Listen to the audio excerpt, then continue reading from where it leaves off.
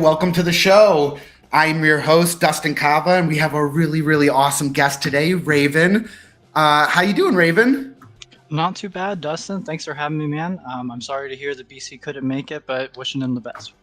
Yeah, like I was telling you earlier, I have not seen BC that sick in a long time. So it's just kind of one of those things. And we've been trying to get you on the show for a couple weeks now. We had some scheduling things, some technical difficulties. And so I am just so thrilled that you're here with me. Oh yeah, me too, man. And you're right. We've definitely had a lot of back and forth, but I'm glad we were finally able to carve out some time. I'm excited to be here. Usually BC and I would banter and stuff like that prior to the show, but I was without him here. I really just want to kind of dive straight into just what the heck your past and kind of what's been keeping you, inspired and stuff now. I was going through some of your history and I realized that you actually, I think, graduated from the same class as another one of our guests that we had on our show, Kathy Reeder from the University of Maryland's cannabis program. Absolutely. Yeah, I know Kathy. She's a real rock star. That's amazing. I didn't realize she was already on. Heck yeah. She is so awesome. And I remember her, she was actually telling us about a restaurant that she owned prior to getting into the industry. And she is such a hip person. And when I saw that you went through the same program, it made me smile because it really is an awesome program. It was, can you just kind of give me a little background information of what made you kind of want to kind of enter into that? Yeah, absolutely. Feel free to interrupt me at any point if I'm going off because it's kind of a long story. That's okay. So I grew up in West Virginia myself. My mother was a Filipino immigrant to West Virginia, to America, traveled around a lot until I was born in the heart of Appalachia there. So as I was growing up, I saw a lot of people affected with opioid use disorder. I saw the opioid epidemic completely ravish the landscape I grew up in, including the people and the personalities and the healthcare system. Just so many things went downhill very quickly. So after I graduated college and stuff, I mean, I was getting more mature into my own. I've always had a healthy understanding and a healthy curiosity with cannabis and plant medicines. In my household, my mom always made sure to keep it organic, but they always went away for tea time whenever I was younger. I'd leave the room for tea time. And it wasn't until I was about 13, 14, I was like, man, tea time smells kind of funny. I think I know this smell. Um, and then I, went through college, got my bachelor's degree in biology, kind of floated around for a little bit, trying to understand what my particular place was and how I wanted to utilize my interests and my skill set with not only how I want to build my own professional path and help as many people. So eventually I got hired on by a cannabis testing lab here in Pennsylvania, which was really awesome gig. I was able to go to all the grows in Pennsylvania, provide a lot of hands-on technical consulting in regards to like how to avoid certain pests, how to test properly, how to sample properly, how to make a clean room, proper sterilization, stuff like that. But what I really liked is kind of like expedited experience because I was going to all the grows and they were doing everything so differently and I was learning everything all the time. And with that, it was almost like the aha moment, but it wasn't even like an aha. It was almost like, wow, you're really an idiot for not putting this together earlier. Because it was just like, well, this is my background. This is what like my family. I mean, my bills have been paid with this stuff my whole life. Unbeknownst to me. I mean, I'm just a little kid running around, but unbeknownst to me that this is how my livelihood has been. So I entered into the master's program while I was working there at the lab. Learned a lot about pharmacology, a lot about standardization of testing, product formulation, all the clinical aspects of it, therapeutic aspects, the negative effects, everything. You can go check on their website, everything there. And what I really enjoyed though was being able to work as their director of education for the student organization, and that was Yeah. nice. Yeah, I love that one a lot because I was just building educational stuff that the school wasn't necessarily supplying. So extraction stuff, terpene stuff, bringing in guest speakers, and I got involved with the Cleveland School of Cannabis kind of through that, Mises Werner and stuff. So making those connections and getting able to see the industry on a bigger picture. I just feel that there's a lot of work to be done, especially coming from a side where patients and people are kind of on the wayside. Yeah, as a patient myself, that's how I always felt kind of even prior to legalization in Ohio. And even now, that's kind of the feeling I get if I talk to my primary care physician about my prescription. There's a lot of I can just, they don't necessarily want to talk about it. They don't necessarily acknowledge the benefits of it. And I've noticed that as you were building some of this curriculum, did you actually how do I explain this? As you are building this curriculum and actually teaching it to your students, at what point did you say to yourself, like, the classroom setting isn't necessarily what I want, shifting into the podcast, shifting into Plant Saved My Life? How, I know that there's a difference between one-on-one or a class of 20 and scaling your voice with the podcast. What made you kind of like get into that realm of educating there? Yeah, dang, that's a good question, Dustin. Good question, Dustin. I would say that I have a role currently teaching at Penn West University, the cultivation science and their cannabis science program there, which I really very much like, but it's something that I noticed was missing out of that program and any other cannabis education that I've been involved in, is that, like you said, just kind of the true patient perspective. Throughout, we talk a lot about progress and market changes and different innovations and actual products, but a lot of the time, the patients just kind of get lost in the static. I mean, I've worked with cannabis professionally for a number of years. It's pretty much my entire life at this point. Whenever I talk to this about even some of my best friends, they're talk about the podcast, even their representation of what I'm talking about is they'll look at me and just be like, oh, so it's about people getting high. And then, at that point, it's like, no, man, this is exactly why I'm doing it, because it's not about people getting high. It's about all the people waiting in line at the dispensary because finally they can have relief that doesn't have to come with a Bayer logo on it.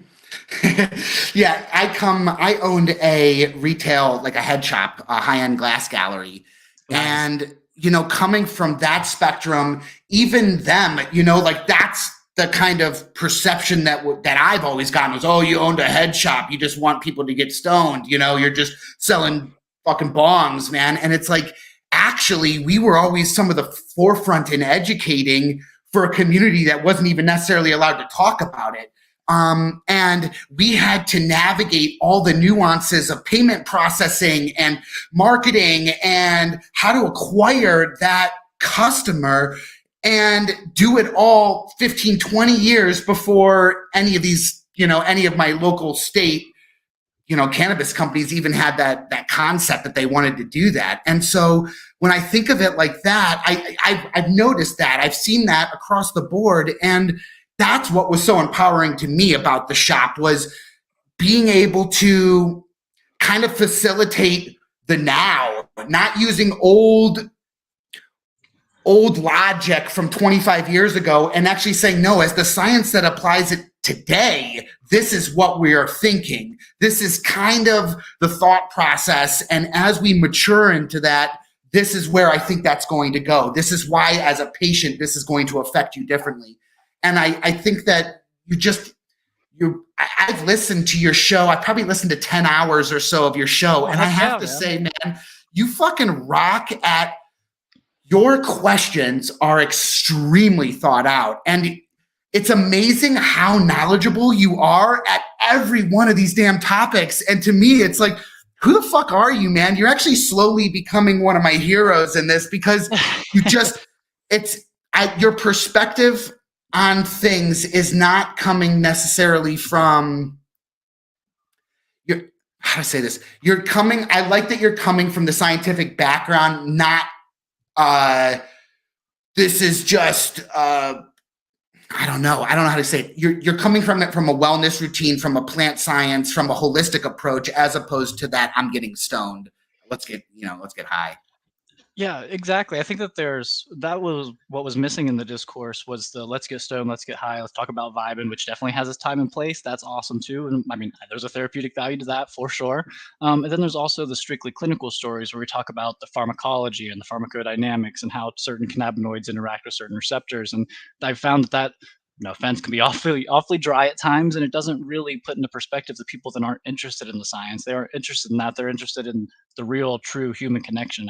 I guess at its core, it's really a human interest thing. Do you think that the psychedelic market is going to take a large portion of its cues from the cannabis market, or do you kind of feel that the psychedelic market is paving its own way in how it educates and how how it's marketed, how they're planning on marketing? Yeah, that's another really good question. I forgive me if this is a bit out there, but I believe wholeheartedly in the spirit of plants and fungi. I mean, anyone that's interacted with psychedelics can say with some sort of reasonable sense that they've interacted with another consciousness or that they have felt their consciousness shift. And I think that that alone is enough to drive a certain shift in the paradigm that we've seen with the cannabis industry. I mean, the cannabis industry, we're all very privileged and blessed to be able to purchase it legally, of course, but it's not really legal if you have to have $2 million in the bank to grow it. It's not really legal if you could still get pulled over and go to jail for it. So I think that there's definitely a lot of things that we can take from that. I hope that the lessons that psychedelics teach us about the interconnectivity of all of us can hopefully ensure that we don't make the same mistakes in terms of mom and pop shops, MSOs, and just the gambit of what's wrong with the cannabis industry in its current present form. However, I think there's still a lot of good cues we could take from it in terms of like getting it out to the patients, educating patients on certain types of, certain types of cultivars and strains whenever it comes to cannabis and different types of mushrooms and psychedelics and how to take that in from a harm reduction standpoint, I think could also be beneficial.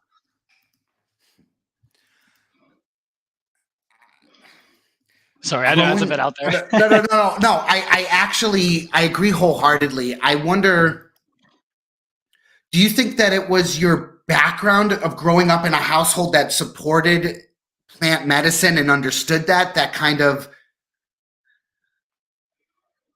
got you thinking in that way early, or do you think that was just something you're noticing as you have been in the industry for X amount of years?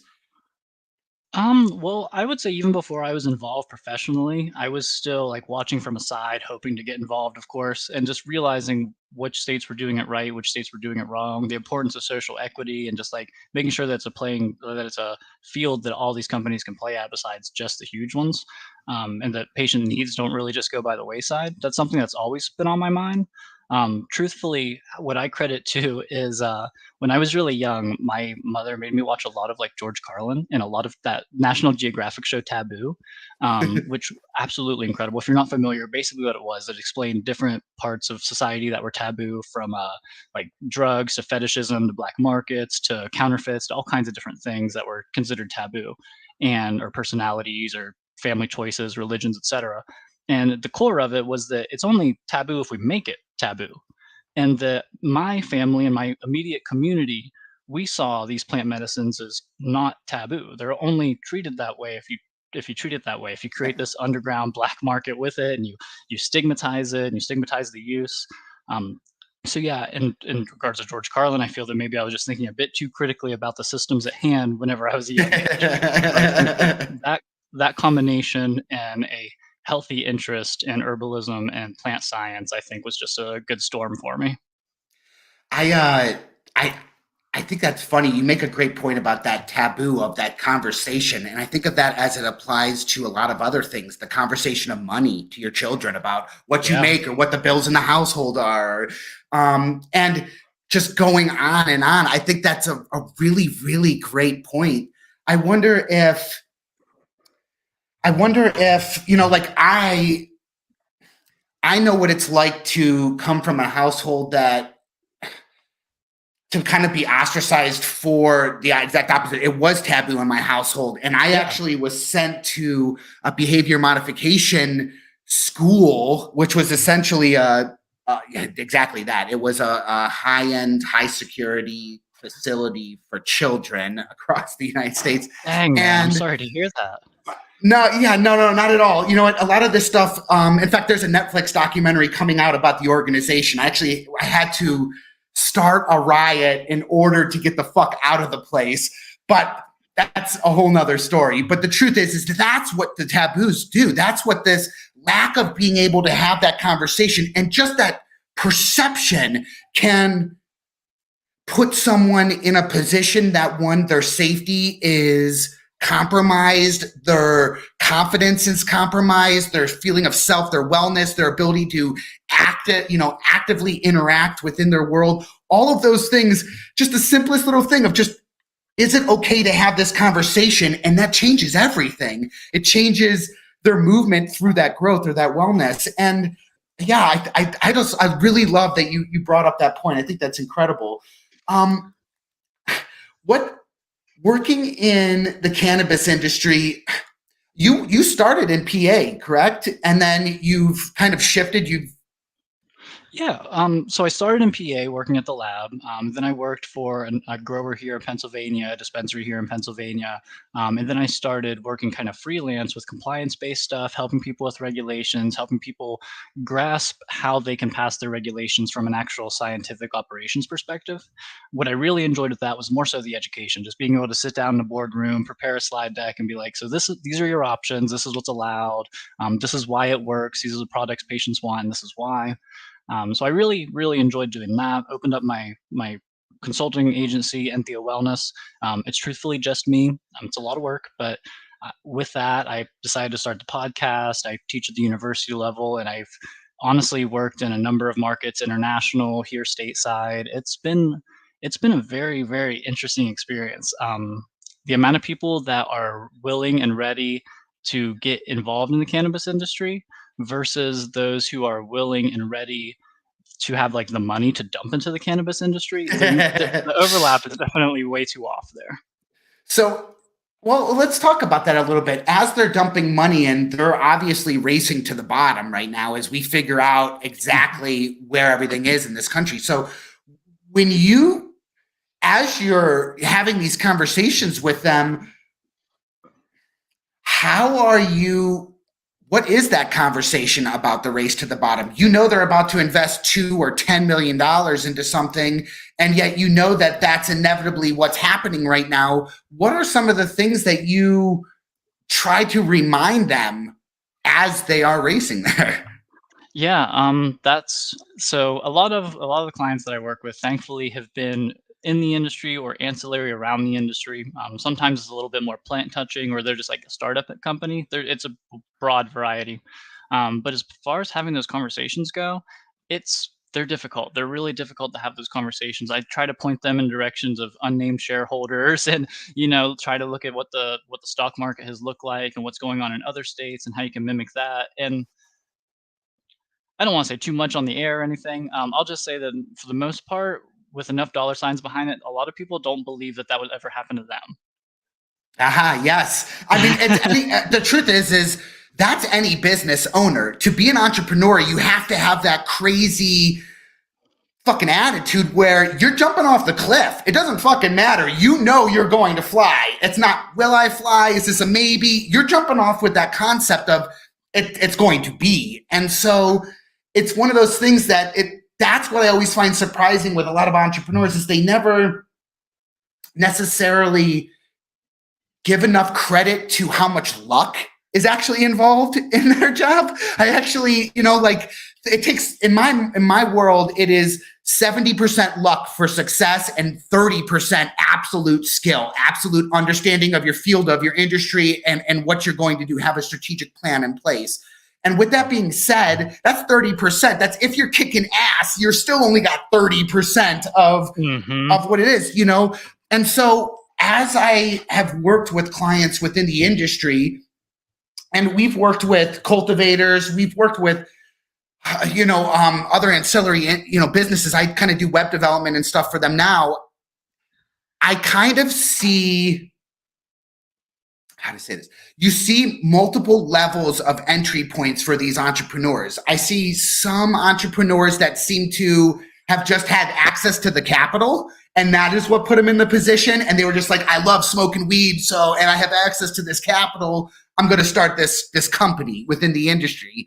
And then I have others who, have absolutely they've never had the access to the capital, really wasn't there. And they have kicked and clawed their way all the way up to the top just for that license, just for that ability to do it. And I can see the difference in caliber to how those companies are run like that. It's huge. It's a huge difference.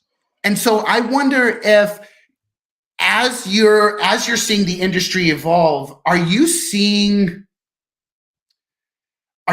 more and more outside non-users, non-smokers enter into the ownership process, enter into that, that shareholder side of things and not really understand or have that perception of how it ever helped themselves? Yeah, absolutely. I can speak for Pennsylvania and other markets that I've been involved in, but yeah, that definitely seems to be the biggest hurdle is that on the hourly level, it's a lot of people who are passionate, willing to learn more, willing to work their asses off to make sure that they're putting out quality medicine for people. But I feel that once you start getting up that chain and you're no longer at the hourly level and you start getting into the boardrooms, there is a lot of those who don't have they're just cannabis naive. There's nothing wrong with that. I'm happy to invite them in, but I always like to make sure that they know that we're not cutting corners here, though. It's not. This isn't the world to do that in. So, do you think that? Have you ever heard of the theory of who? Forget the actual name of it, but it's essentially this theory that you will eventually be promoted to a level of incompetence. You like the way companies are structured today. Essentially, if you are an engineer and you are doing really well at your job, eventually they're going to say, in order for you to get this promotion, you're going to have to manage the engineers. You're going to have to be the head of them. And that means that you have a whole different type of skill set that isn't necessarily in the books, in the math, in the field. And do you think that that's where we're at, is we have that promoted to the level of incompetence? Or do you think that it's just too new of an industry, and so it's not necessarily, there is no incompetent. It's not been around long enough to have that. I don't know. That's another great question. I would say that it's kind of a mix, that there's a fair amount of people, a fair amount of employees who are there willing to learn up higher on the chain in the boardrooms, but not necessarily to that level of incompetence yet. I feel that everyone running that has something to bring from another industry. I would imagine someone who's, let's just going to say like a VP of sales, likely has that sales experience prior to that cannabis experience, or vice versa. But like you said, it's a pretty new industry. It's a wide variety of those who are, live by the plant, die by the plant, and then those who are like live by the dollar, die by the dollar. So it's always just important to make that distinction and see who's who. So do you think that it's just a matter of who they're having to be responsible to? Is it just like, Yeah. as you're a CEO, I'm responsible to my stakeholders, and so the dollar is the conversation I'm usually having with them, as opposed to how many patients have we helped out, or what is that messaging, or yeah, I think that's a really good point. I mean, I hate to say it, but even in the patient-facing portions of the industry that I've worked in, it is very much still conversations dominated by the dollar. And people like me and you, we're here for the outcome, not the income. So it's quite nice. I wonder if I wonder what it's going to take to get that to shift. It reminds me of that, like it reminds me of how often they're buying higher THC products. Like in California, 96% of sales came from over 22% or something like that. Yeah. And so it kind of to me, it's that same classification. Oh, I want the lowest dollar amount, and it needs to be the highest percentage THC, and those are the only two things I'm interested in right now. But again, as a patient in Ohio, that makes fucking sense. In Ohio, it's 3 times more for my medicine as it is for me to go to Michigan. Like, yep. 3 times more for the same monthly amount. It reminds me of like my grandmother wanting to go to fucking Canada for her prescriptions and come back down. It makes a big difference when I look at the amount of money I have allocated for my wellness for the entire year. And so, yes, I feel like I don't get to necessarily have, even as a patient who cares about this, the same conversations about terpenes, the same conversations about really anything, even what form I wanted in to induce exactly what I needed to. Yeah, exactly. And I think that's really what it comes down to, like you said, is who they're answering to and who their priority is. If their priority is shareholders or board members, or if their priority is actually going to be the patient experience. I mean, a $70 eighth, or out of Connecticut, I saw a $110 1-gram cartridge. Who's that for? I mean, they know that the patients desperately want, and they've desperately been lobbying for a decade, 2 decades in some states. And to release a product like that is kind of like a slap in the face to patient advocacy groups. So do you think it's the company that's doing that, or do you think it's the state that has put so much regulations or so much, or has had so little amount of licenses or something that they've created a market that has that type of control? Like, do you think where do you think that is coming from? Yeah, that's a good question. I'd love to hear your thoughts on that as well, just kind of like your experience with the industry. What I've seen is that it seems to come up from the distribution side. It seems to come from the distribution side because the wholesale isn't necessarily making a super lucrative amount of money compared to the distribution side, it would seem. Um, but with that said, I know that regulations, lab testing being a really expensive rule. In Pennsylvania, we have to test at the harvest stage and the final form stage. And depending on, I mean, that's testing over twice before it's finished, and then again for stability twice. And with that said, that's pretty expensive. That adds up per lot if you're doing it every 5 pounds, every 25 pounds, based on the regulations and what you're testing. I mean, that can definitely add up. And with that, as every other manufacturing type industry or production type industry, it just goes into how much did it cost to actually produce this 1 gram of sellable product. So I think some places between taxes, licensing, testing requirements, packaging requirements, and all the things to keep them compliant, that can be really expensive. But is it so? I don't know where the bulk of that expense is coming from, because no 1 gram should be $115. I don't know where the bulk of that is coming from. Yeah, that is exactly it. Especially, well, and you'll see it in the same state. You'll say, you'll see it between one or two different organizations. I mean, like, one can be selling a gram for 80 while the other's selling it for 110. And where did that happen? I think you're right at the distribution level. It's not really happening at the wholesale level. There are certain deemed markups that are industry standard across the board. I haven't really seen a dispensary say, we're not going to mark this up that much to another one. It's industry wide what those numbers are looking like. And even on the cultivation side, in that, gosh, I've seen so much variance to degree in their profit margins just based on the packaging alone. How their package, choosing a certain package for a certain reason cuts 20% into that profit margin alone. And that's a pretty incredible thing when you think of the distributor is not thinking about that. It doesn't matter to them. They get that product, they know that rate, and they know what they have to charge extra to get their markup out of it as they push through. Do you think that, at one point I heard Virginia thinking about setting up maybe something like a state store where they get all of the product and then they dish it out themselves to all the dispensaries or state stores across the state, kind of like the liquor licenses in Ohio and such. At what point do you think that is a better system? Do you think that would change the way prices are, or do you think that the market itself is kind of going to dictate that? Ooh, there are so many things that go into that. What I think would be the goal is not even a state store system. I always try to say that the KPI, if you will, like the performance indicator that we're doing good, is that anyone can grow it.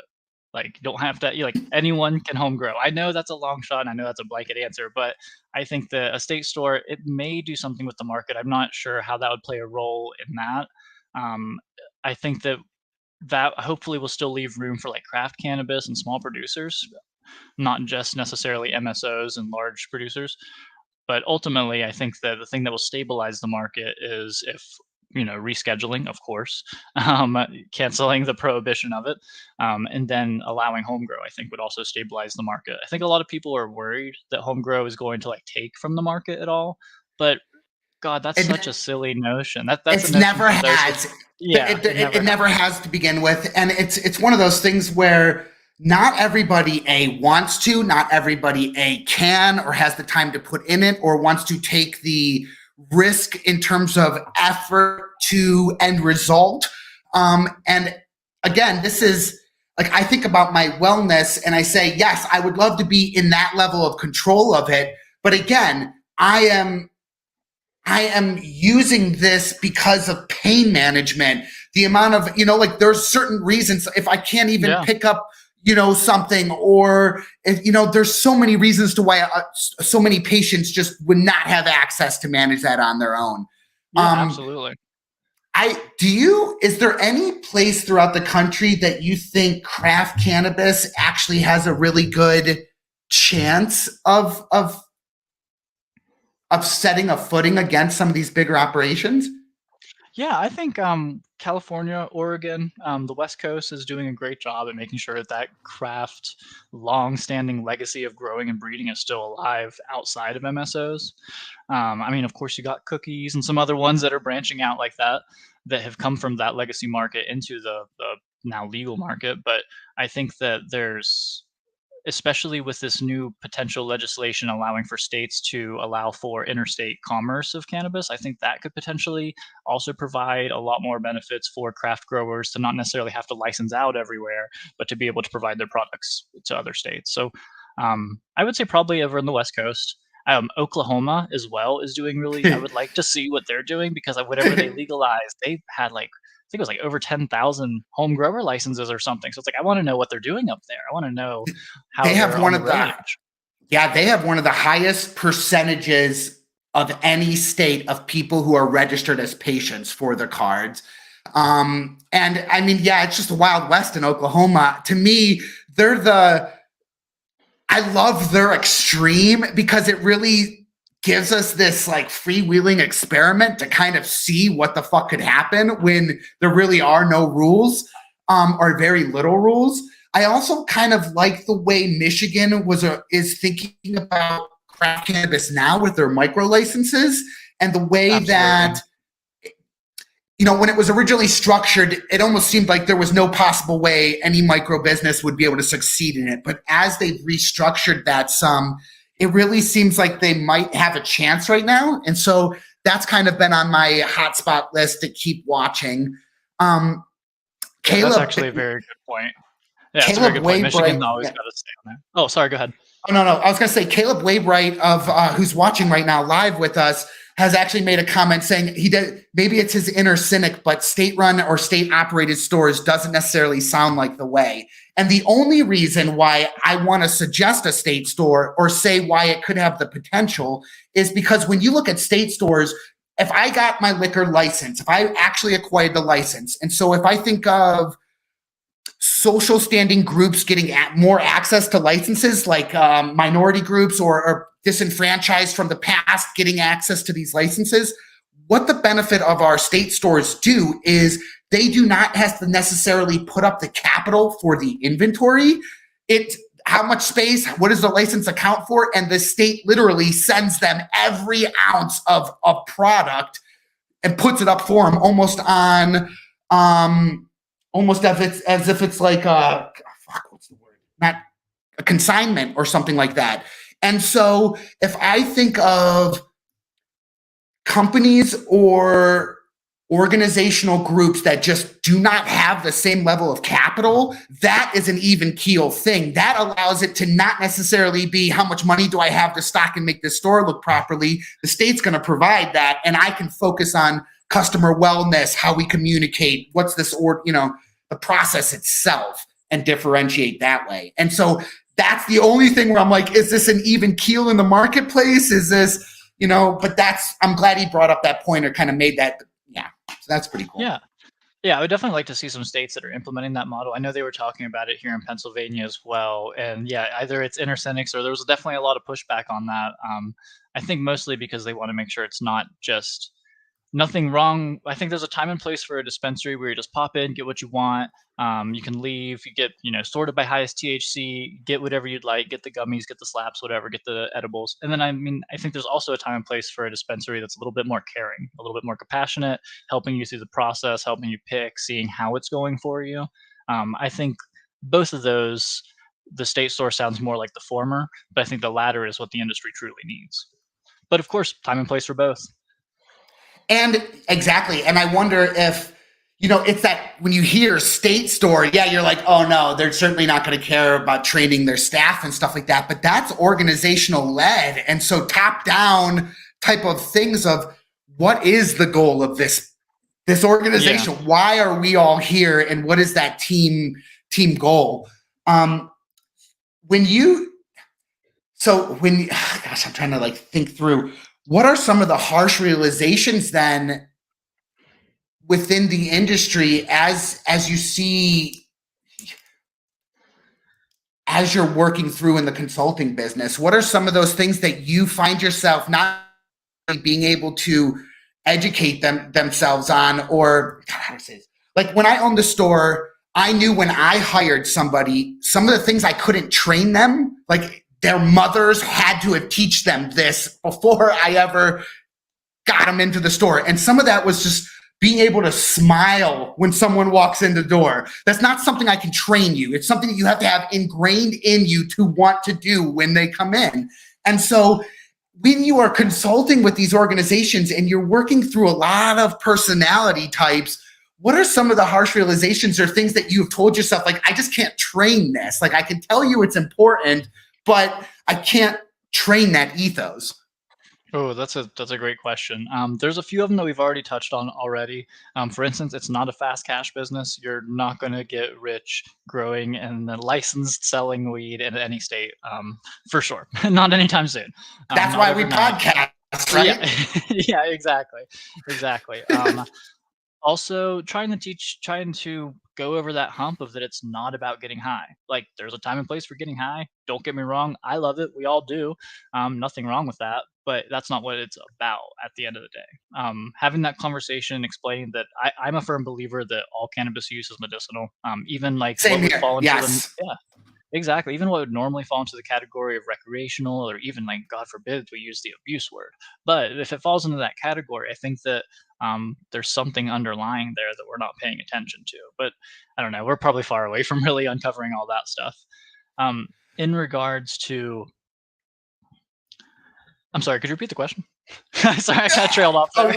Oh yeah, no, I was thinking about some of these harsh realizations as not being able to necessarily train certain things, like things that almost that founder or that leader had to have instilled in them from the beginning. And you're walking in like, dude, I can't teach, like, you should own this before you talk to me. Something that I've been thinking a lot about lately, and this might sound pejorative, but I don't mean it as such, but it is cannabis. This is, at the end of the day, it's a hippies industry. We shouldn't be talking about plastic waste. That kind of stuff shouldn't even be a discussion. We should already be looking at the recyclable options. We should be looking at social equity. These types of things. I shouldn't have to explain the war on drugs to someone and how certain communities have been disenfranchised. I shouldn't have to explain over policing and how who's more likely to get pulled over and face jail time even today. Explaining to people why MSOs, I don't want to generalize and say all MSOs, but why some MSOs are exactly what's going wrong with cannabis, and how it's more than just an industry, but it's about how us as humans are interacting with this plant, and it's becoming more and more and more industrialized. Those are the types of things that I don't think you can really train or teach. It's like more viewpoints, and unfortunately I don't see a lot of that eye to eye in the boardroom or whenever I'm doing any of these educational things.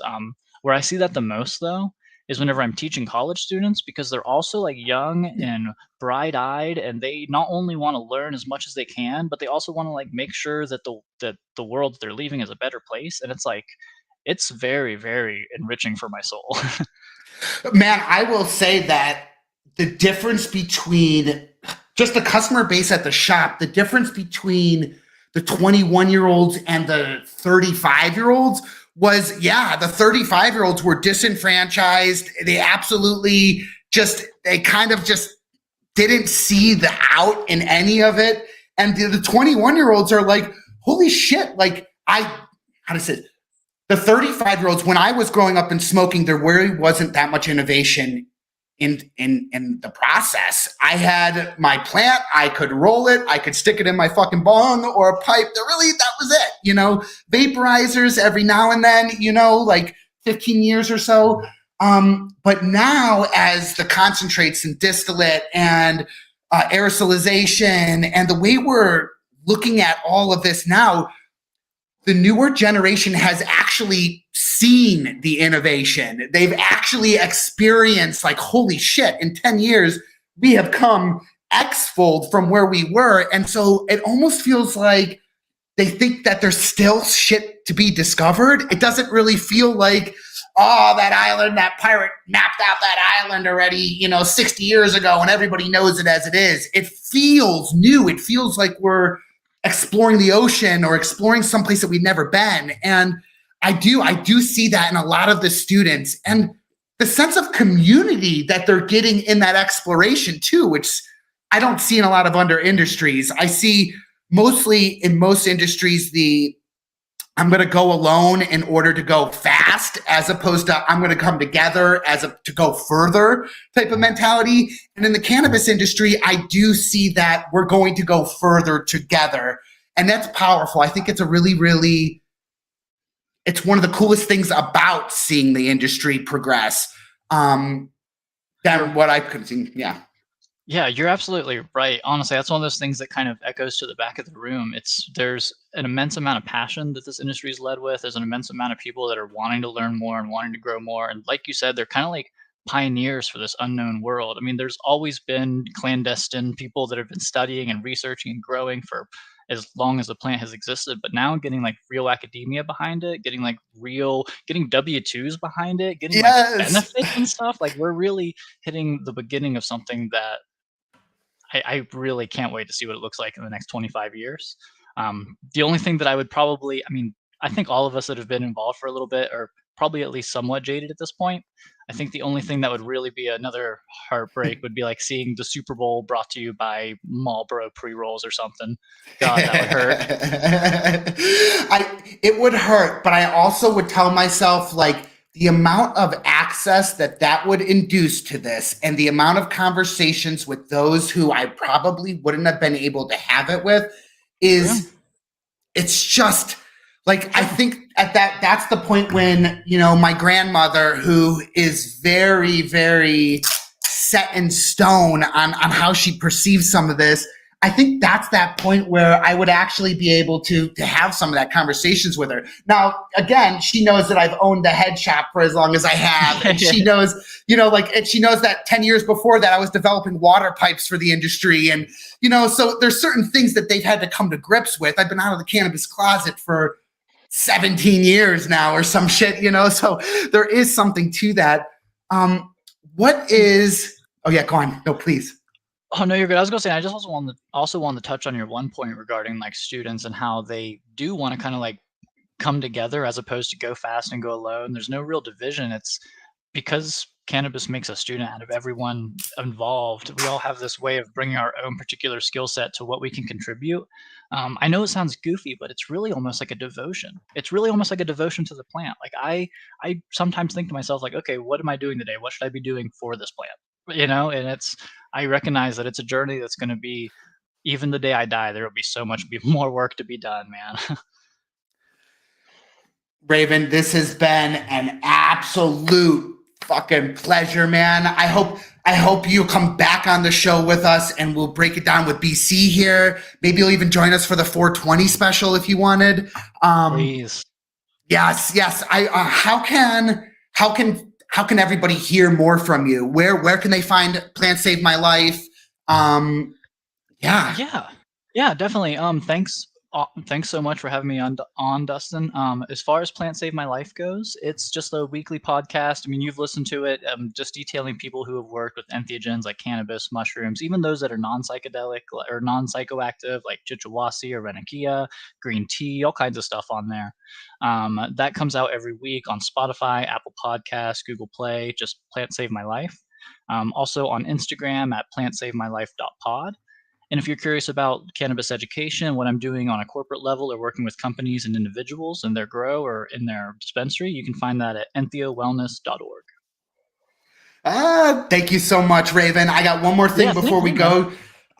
Today, we actually are announcing our giveaway winner from the website. So there's no graphic, there's nothing crazy, but Christopher D, you are the winner today. So I will be contacting you on Instagram and we're going to send you your mystery prize. So thank you. Fucking thank you, Raven.